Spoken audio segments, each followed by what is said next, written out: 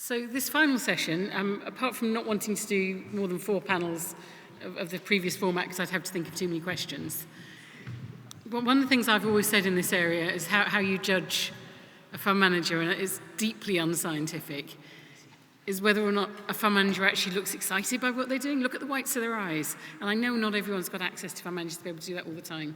But that's why one of my points of interest on what I'm looking for in this session is for people just talk about something that interests them, that they think is important, and that they want, well, to explain what they're doing.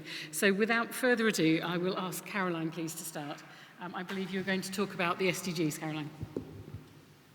I am. Is that working? Further away. I'm Caroline Langley. I manage the climate assets funds at Quiltor Cheviot, and I've got about 20 years investment experience, and thanks very much, Julia, for having me here today.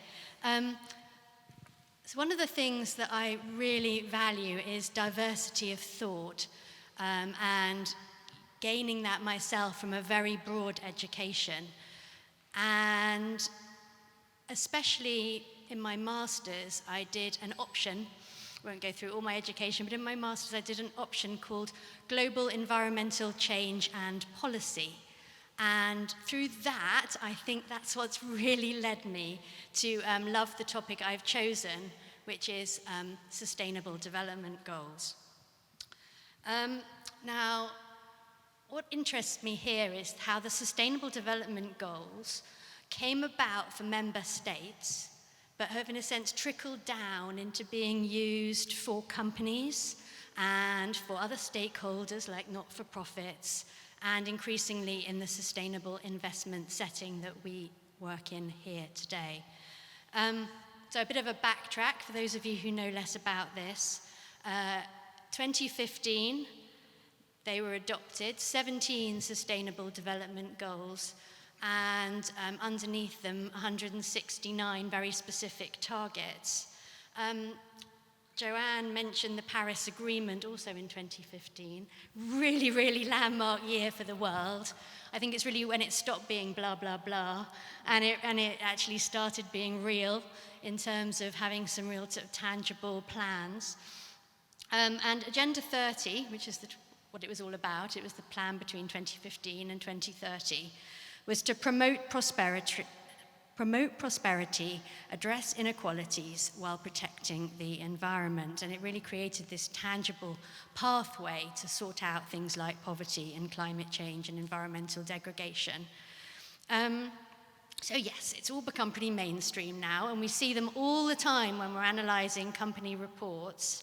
And where we're thinking about it is in terms of SDR and whether it presents a credible framework. It's clearly been adopted by many of us, including us at Quiltor Cheviot. And I was dying this morning to ask Sarah, is this going to work? Is this the credible framework that we can all use and adopt? I hope. Thank you. Why do I like them so much? I'm a very visual person. I'm a visual learner. I love just the fact that it's so sort of easy, and if you think about all the stuff like the consumer friendly, the consumer duty, the recognizable, the practical, I think the SDGs have a lot of that. But with that ease and that simplicity obviously comes the rainbow washing risk. And so that's the sad thing, isn't it? As things are easy, then they can also be exploited very easily too. And we see in these company reports, companies effectively almost allocating themselves the full suite of SDGs, and sometimes you really wonder how they're managing to shoehorn some of them in, which is why when we do our work on the climate asset funds, we've used revenue alignment, which is tangible, it's quantifiable, and it just takes out that very sort of marginal things that get put into sustainability reports, like the fact that, however wonderful a company has a foundation or something, it isn't really the core of what it's doing, its key revenue generating operations. And to make these assessments, we believe, just like was said by Joanne, it's really important to use third parties here.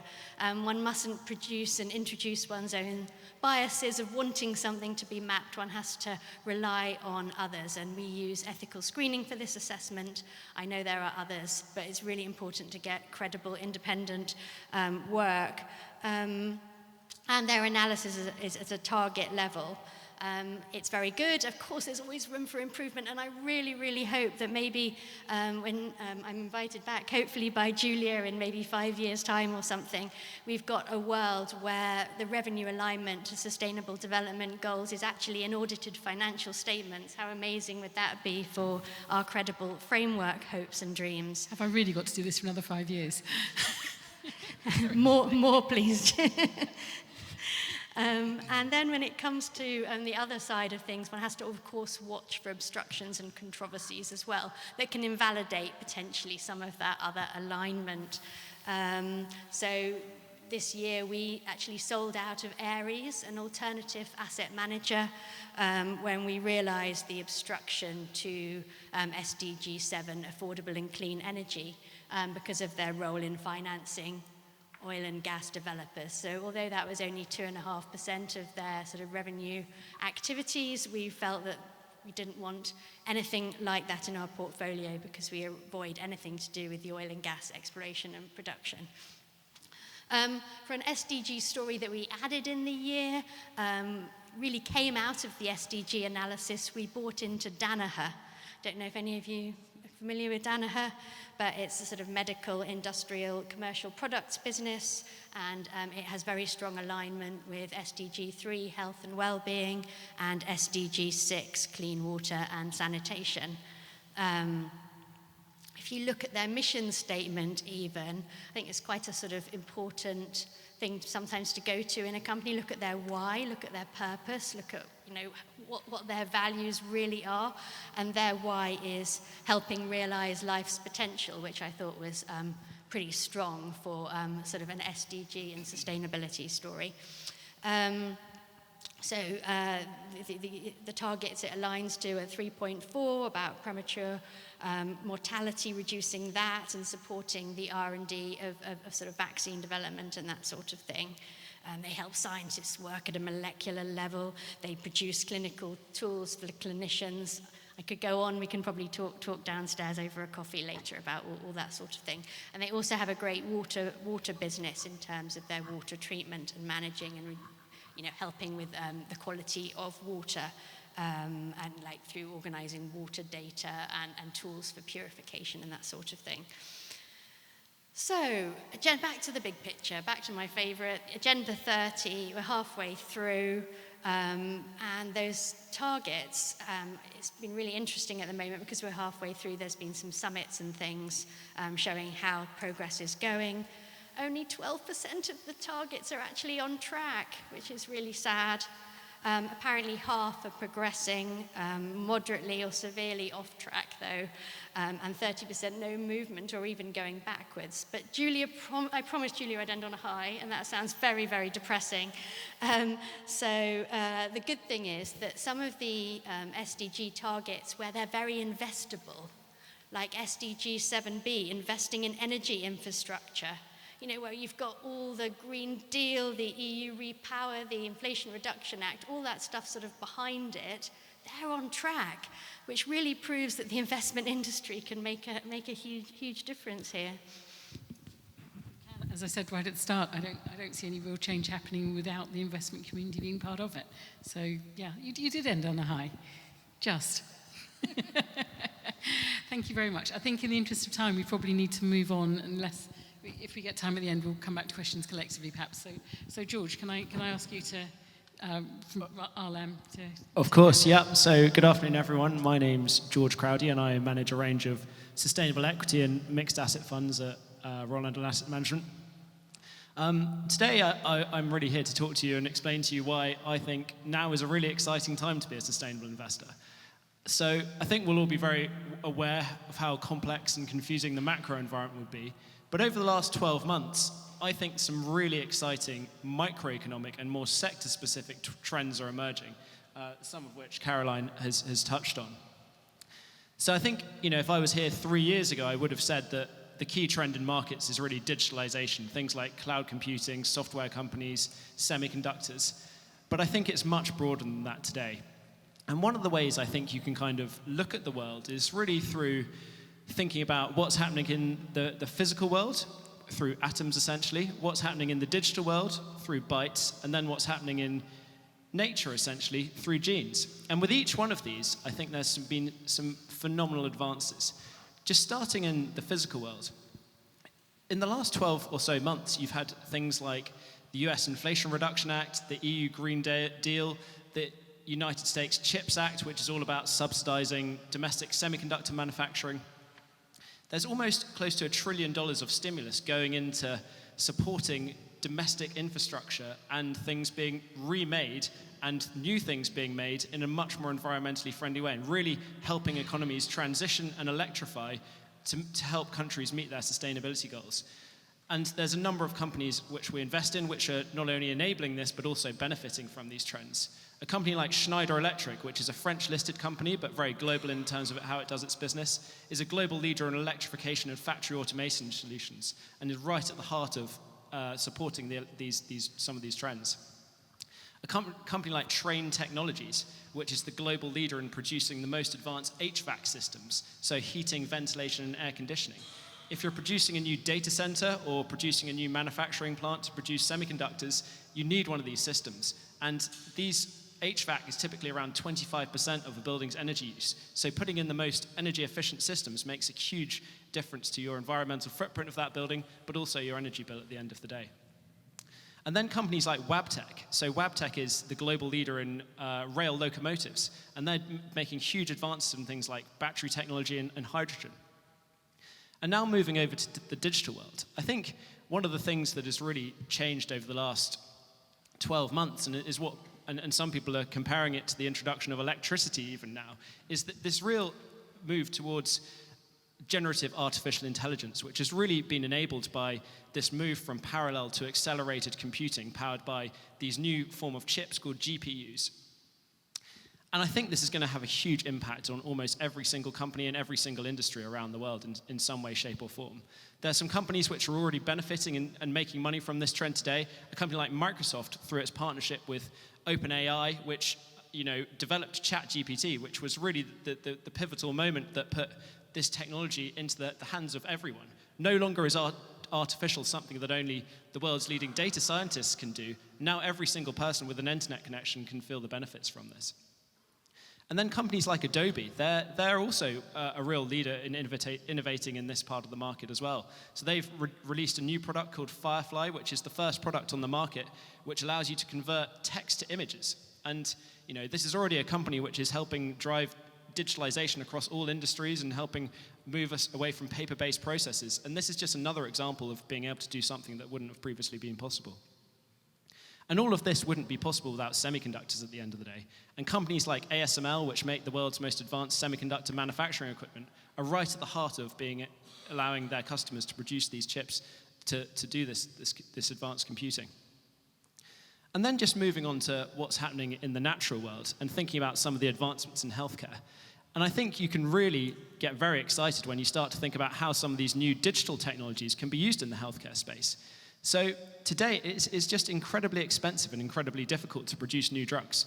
So on average, it costs about $1 billion to produce a new drug, and 90% of drugs never make it beyond clinical trials. Your chances of success are just incredibly low.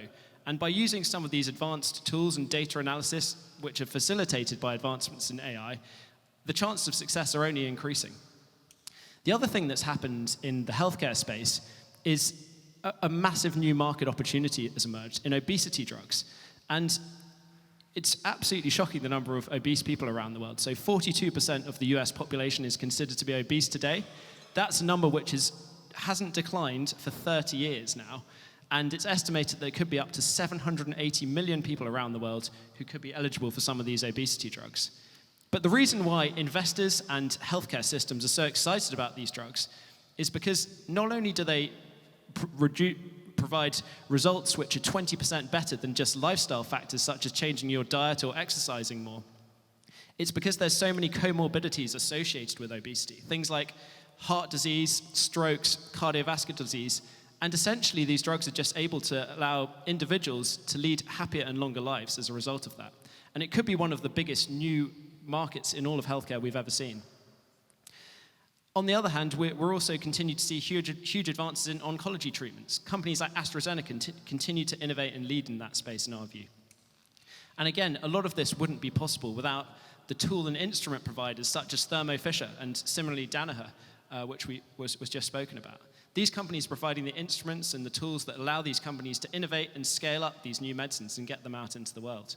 So, when I stand in front of you today, I just think it's an incredibly exciting and broad investment opportunity set, which allows you to create these diversified portfolios, which I do think are exposed to some of the most powerful and exciting long-term investment trends that I think will be driving performance for many years to come. Thank you very much. Try again with the mic. George, thank you very much. Forgetting it's a handheld mic here today. Really, really interesting, and you can't get much more different than those two presentations, can you? Which is why it's best for me not to be asking all the questions, because then you get stuff that I just would never think of. So SDGs, brilliant opportunity breadth. Now, on the final bit, David, I've given you the last fund manager word on for the day, so no pressure. Okay, I'll try and be upbeat. I'm David Harrison. I'm the lead manager of the Rathbone Greenbank Sustainability Fund. I've been at Rathbones for close to 10 years and in the market for about 20 years. I thought long and hard about this, but it's something I care about and worry about. It's something George spoke about, which is artificial intelligence and generative artificial intelligence. We haven't got time to cover in detail what is generative art, what it is exactly, but artificial intelligence has been with us for a very long time. But many of you would have seen it's exploded this year, essentially as machines can adapt and learn more. Why is it important and why do I care about it? I think it's going to touch pretty much every company in the world in one form or another. But the sustainability pros and cons are significant, and I'll talk about a couple in a moment. I think when you look at what it can achieve, artificial intelligence and generative AI in particular, it is mind-blowing, and we're still at the very early stages of a long-term journey. But to put some numbers around it, I saw a stat earlier in the year that I think it took Twitter, which is now X, I think it was 2 years to get to 1 million subscribers in 2006. ChatGPT, which is one of these generative AI tools, it took 5 days. So it just shows you the expansion and the adoption. And when we look through our portfolio, George mentioned some names earlier on. I'd say at least 50% of our companies are already touched by AI in one form or another. We're not an AI fund, we're a sustainability fund. So it's something that we really need to be thinking about. And pretty much every management team we've been meeting, they've got an opinion on it. So kind of thinking through the positives, there's the obvious stuff, and anyone who uses Microsoft, you might start seeing this kind of co-pilot feature quite soon. Essentially, AI will be able to write your emails, make your presentations, so very, very useful from a productivity point of view. That's perhaps the more mundane kind of day-to-day stuff, but still really important. But if you think about the bigger sustainability issues, particularly around things like energy transition, George mentioned the name Schneider Electric. We know as we move to more renewables in the grid, it's more complexity, we need more investment, we need more energy storage. Clearly things like AI will play an increasing role in that. We're going to need those tools to accelerate that investment to kind of the next generation grid. Equally, buildings. It's easy to forget almost half of carbon emissions come from offices, factories, so it's managing that existing stock of buildings, but how we build the new ones. So using artificial intelligence to turn the lights off, HVAC, it's been spoken about already, is sometimes you don't realize the importance, but how we build the next generation buildings will be critical. And clearly, probably the most exciting application within artificial intelligence is healthcare. It's been spoken about already, how we develop new drugs, how we target things like oncology, but then almost the basic day-to-day stuff. In a hospital, I saw a study, I think, where an AI machinery can look through X-rays much quicker than humans can. It doesn't make mistakes. So as well as the big tasks, it can fix and do quicker those mundane tasks. But at the same time, it's easy to get carried away and say, this is all wonderful. A lot of it might be hype. I've seen this before, unfortunately. I think many of you have as well. So we perhaps might not know some of the long-term benefits. And at the same time, we need to be very balanced. It's easy to forget that things like water usage with artificial intelligence is a real issue. So if you think about supercomputers, data centers, we're asking it to do more. I think I read that Microsoft and others are using 34% more water already thanks to AI. We need to think about accountability. We need to think about, okay, we're getting the benefits of AI, but how do we manage that water in a circular way? How do we, as investors, hold companies to account? So that's one thing. And the other thing which always sticks to my mind is, yes, it's wonderful that Microsoft will be able to write your email or do your presentation, but whole industries are going to be supplanted. There's going to be industries that don't exist in the future. We don't know what they are yet because of this, but we all have a responsibility around upskilling and retraining. So I think it's a wonderful opportunity, and genuinely excited. It will have a big impact on, I think, every company and a lot of the companies we invest in. But we need to be measured, and I think it goes back to engagement, holding companies to account. But I will finish it on an upbeat note, because I think often technological advances can solve some of the problems that seem impossible, and certainly that leaves me very excited for the future.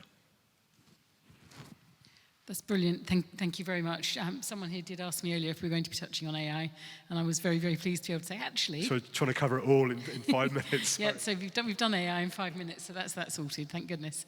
Thank you very much. So I'm going to try and finish in a few minutes, but can I just invite just a couple of questions, because we are running a little bit behind schedule. I do want to try and finish up at 5:30 for drinks. So can I ask if there's any one or two burning questions? Lady at the back there. Hannah, have you got the mic here? Hi, thank you to all three of you. I've got a question for George. Obviously, the developments in obesity drugs is potentially very exciting. One thing that occurs to me, though, is wouldn't it be more sustainable to address the problem at source in terms of spending an investment in educating people not to eat so many ultra-processed foods? And, we know that big food is a huge lobbying force, and the amount of sugar, etc., that is added to foods. Yeah, I do completely agree with that. I think the unfortunate truth is that we're just at a point where it's almost too late. That can work with kind of new cases, but if you've got 42% of the US population who are already obese, I think what these drugs are showing is that it's pretty much the only way for some of these people to go on and lead healthier and longer lives by taking some of these new drugs. So, I think that the two can work hand in hand for better ultimate results, definitely. Thank you. But yeah, the food, it's actually quite interesting to see what's happened to some of the share prices of some of those types of food companies, and they've been very, very weak as a result of these new drugs coming out. And the way that they work is by suppressing people's appetites and making them crave less of these things. Actually, Walmart yesterday was saying exactly that.